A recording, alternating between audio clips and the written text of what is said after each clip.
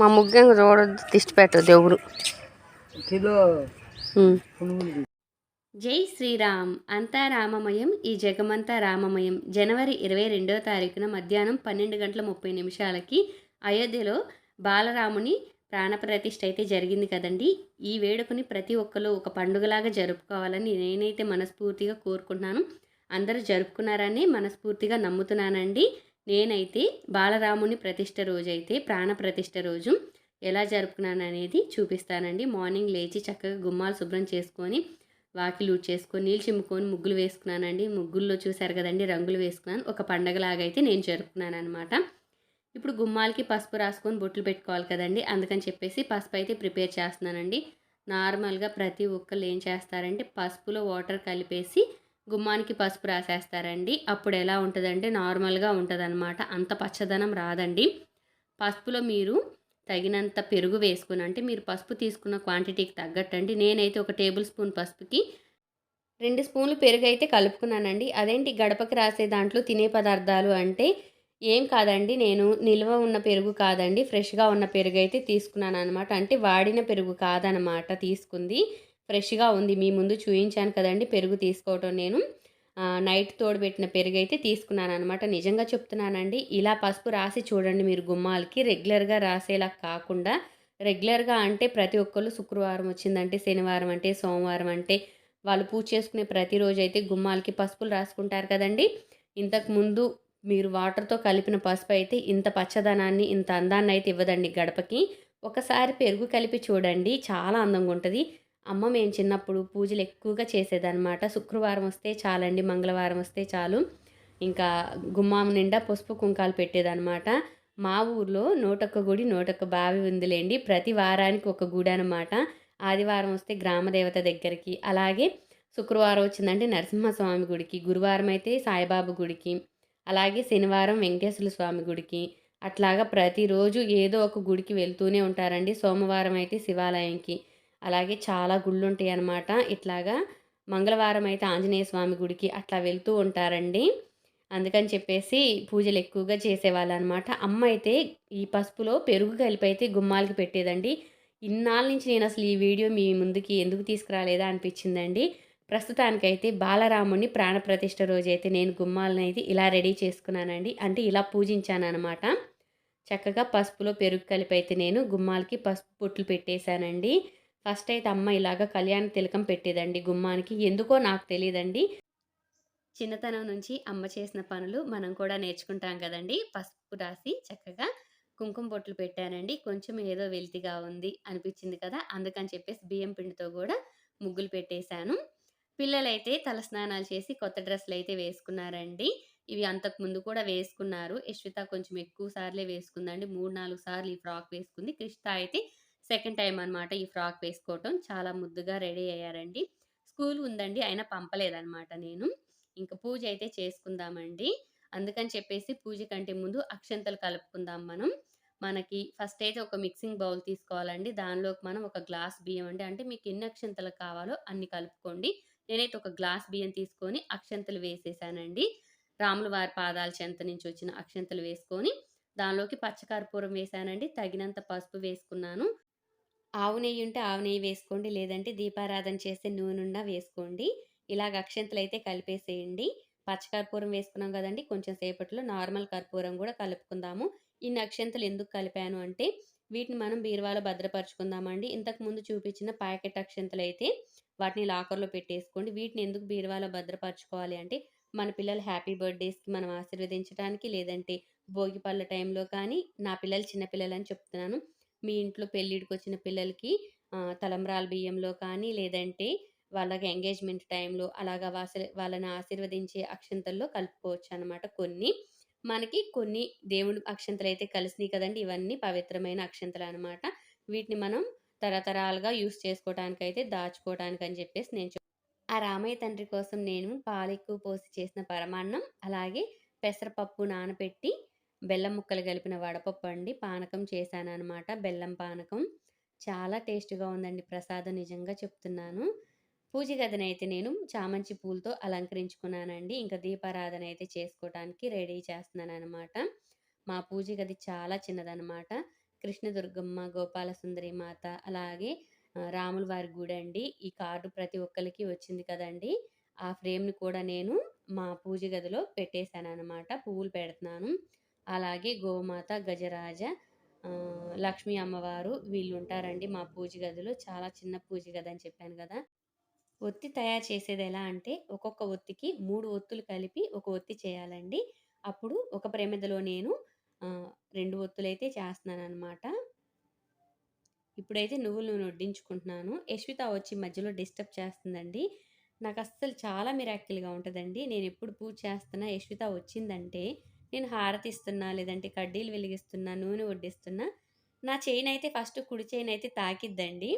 అంటే తను గూడా పూజ చేస్తున్నట్టు. తనకెవరు చెప్పారు నాకైతే తెలీదండి. నేను పూజ చేసే ప్రతిసారి వస్తారండి. చిన్న ఇల్లే గదా మా ఇంట్లో. నేను ఏ పని చేస్తున్నా వాళ్ళకి తెలిసిపోయిద్దనమాట. ఇంక వచ్చి పూజ గదిలోకొచ్చి నేను నూనె వడ్డిస్తుంటే యశ్విత గూడా అలాగా టచ్ చేసిందనమాట. నాకైతే భలే హ్యాపీగా అనిపిచ్చిద్దండి. ముచ్చటగా అనిపిచ్చిద్దనమాట. ఇప్పుడైతే కడ్డీలెలిగిస్తున్నానండి. యశ్విత, కృషిత ఇద్దరు కొట్టుకుంటూ నన్నొచ్చి డిస్టర్బ్ చేస్తున్నారండి. నేనైతే కడ్డీలెలిగించిన వెంటనే ఫస్ట్ దీపం వెలిగిస్తానండి. ఈరోజైతే కడ్డీలెలిగించిన వెంటనే నేనింక మంత్రాలు జపిస్తూ ఇచ్చేస్తాననమాట దేవుడికి. ఇంకా ఇట్లా హారతి ఇచ్చేస్తాను. తర్వాత గుర్తొచ్చిద్దండి ఈరోజు నేనిలా చేశాను అని. ఇంకా యశ్విత వాళ్ళ హడావిడితో నా దగ్గరికి డిస్టర్బ్ చేస్తున్నారు. కడ్డీలు వెలిగించి ఇంకా స్వామివారికైతే చూపిస్తున్నాననమాట. కడ్డీలు స్టాండ్‌లో గుచ్చేటప్పుడైతే నాకు గుర్తొచ్చిద్దండి. ఇదేంటి అసలు ఇలా చేశాను అనుకుంటాననమాట. ఫైనల్‌గా అయితే ఇంక దీపారాధన గూడా చేస్తానండి. దీపారాధన చేసి నేనింక కడ్డీలనైతే స్వామివారికి అలా చూపిచ్చేసి ఇంకా కడ్డీల స్టాండ్‌లో అయితే గుచ్చుతాననమాట. సింపుల్‌గా చేసేసుకున్నామండి. కానీ నిన్నటి రోజున చాలా అంటే చాలా హ్యాపీగా ఉందనమాట. దీపారాధన చేయగానే అసలు దేవుడి గుడి చూడండి ఎంత వెలుగుగా, నిండుగా ఉందో. చాలా అంటే చాలా ముచ్చటగా ఉంది. నేనైతే నిజంగా చెప్తున్నానండి. మీరు నమ్ముతారో నమ్మరో. పూజ గదిలో కానీ నేనెక్కడ కూర్చుంటే అక్కడ నాకేదైనా చెప్పాలి అనిపిస్తే నేను కృష్ణదుర్గంతో డైరెక్ట్‌గా మాట్లాడేస్తాననమాట. అంటే మనం పక్కన వాళ్ళతో ఎలా మాట్లాడతాం అలా మాట్లాడతాననమాట. యశ్విత, కృషిత టీవీ చూస్తూ నన్ను అబ్జర్వ్ చేస్తారండి. "అక్క, అక్క మమ్మీ చూడు స్వామితో మాట్లాడుతుంది" అని అయితే చెప్తారనమాట. నాకైతే నవ్వొచ్చిద్దండి. అంటే నేను కొంచెం ఫీల్ అవుతూ ఉన్న టైంలో, లేదంటే బాధ అనిపించినప్పుడు బాధ టైంలో కూడా నేను అమ్మతో కొంచెం కోపంగా ఉన్నా, హ్యాపీగా ఉన్నా మాట్లాడేస్తాననమాట. నేను కొంచెం బాధగా ఉన్న టైంలో మాట్లాడుతున్నాననుకోండి, యశ్విత, కృషిత ఇద్దరు నా దగ్గరకొస్తారొచ్చి, "మమ్మీ చూడక్క అమ్మవారితో మాట్లాడుతుంది" అని అయితే చెప్తారనమాట. ఫైనల్‌గా మా పూజ అయితే కంప్లీట్ అయిందండి. అరటిపళ్ళు తీసుకొస్తుంటే మా వారు కవర్ మొత్తం ఎక్కడో జారి పడిపోయిందంటండి. ఊళ్ళోకొస్తే తీసుకున్నాననమాట. ఇప్పుడు చూడండి రాముల వారి ప్రాణప్రతిష్ఠ జరిగే టైంలో హెలికాప్టర్‌లో రోజ్ పెటల్స్ చూడండి ఎలా చిమ్ముతున్నారో. పూజని కంప్లీట్ చేసుకొని నేనింకా టీవీ ముందైతే వచ్చి కూర్చొని వార్తలైతే పెట్టాననమాట లైవ్ చూడాలని.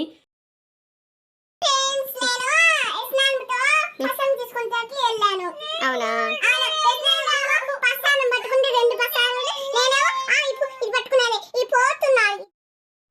యశ్విత ఏం చెప్తుంది అంటే, మా ఇంటి ముందు రాములవారి గుడి ఉందండి. అక్కడ ప్రసాదాలు పెడుతుంటే మా ఇంటి పక్కన ఆమె తీసుకెళ్ళిందండి యశ్వితని. ఇంకా హాయ్ ఫ్రెండ్స్, నేను ప్రసాదం తీసుకొస్తానికి యశ్విన నానమ్మతో అయితే వెళ్ళాను. అంటే వెంకటేశ్వర అత్తయ్య అండి ఆమె పేరు. యశ్విత వాళ్ళకి రాక యశ్విన నానమ్మ అంటారనమాట. ప్రసాదం తీసుకొచ్చాను అని చెప్తుందనమాట. సాయంత్రం అయిందండి. అందరు చేశారా ఈ పని? అదేనండి 5 దీపాలు వెలిగించారా ఆ రాముల వారి కోసం? నేనైతే కొత్త ప్రమిదలైతే తెప్పించానండి మా వారితో. చక్కగా ప్రమిదలనైతే వాటర్‌లో నానపెట్టుకొని, తర్వాత నీట్‌గా తుడుచుకొని, ఇలాగ పసుపు బొట్లయితే పెట్టేసుకుంటున్నానండి. నేను చిన్నతనం నుంచి రాములవారి గుడి ముందు అటు వెళ్తాను, ఇటు వస్తానండి. ఎప్పుడు కూడా ఆ గుడి లోపల మా ఊర్లో ఎలా ఉంటారో రాములవారు అనేది నాకసలు తెలీదనమాట.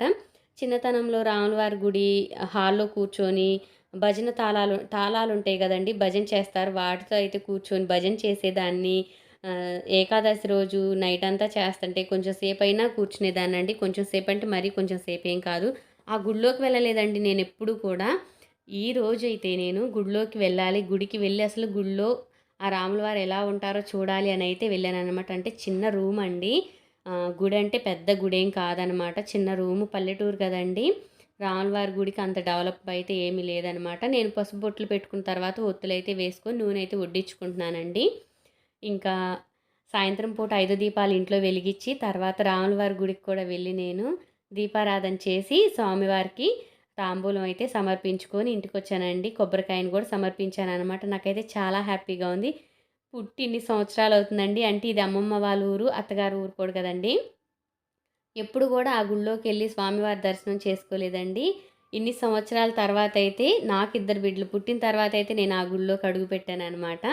ఫైనల్‌గా అయితే దీపారాధన చేసే సమయం వచ్చేసిందండి. ఈ దీపారాధన చేసే టైంలో శ్రీరామ రామ రామేతి రమే రమే మనోరమే సహస్రనామ తత్తుల్యం రామనామ వరానమే ఈ మంత్రాన్ని చదువుతూ అయితే దీపారాధన చేసుకోవాలండి. అలాగే అయిపోయింది కదా! నేనెలా చేశానో చెప్తున్నానండి. ఇంకా మళ్ళీ మళ్ళీ చేయరు కదా ఈ దీపారాధన.